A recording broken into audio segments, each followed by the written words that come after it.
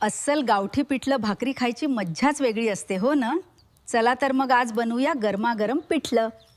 पिठलं बनवण्यासाठी आपल्याला बेसन, कांदा, मिरची, लसूण आणि साधे घरगुती मसाले लागतील। पहिले आपण कांदा, टोमॅटो, मिरची आणि कोथिंबीर बारीक चिरून घेऊया।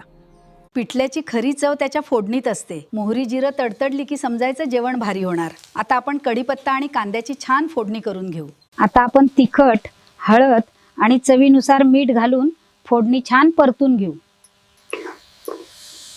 बेसनात पाणी घालून गुठळ्या न राहता छान मिश्रण तयार करून घेऊ। चल आता आपण हे बेसनाचं मिश्रण फोडणीत घालून सतत हलवत छान शिजवून घेऊ।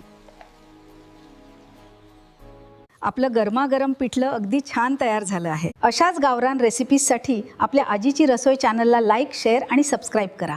भेटूया पुढच्या व्हिडिओमध्ये एका नवीन रेसिपी सोबत।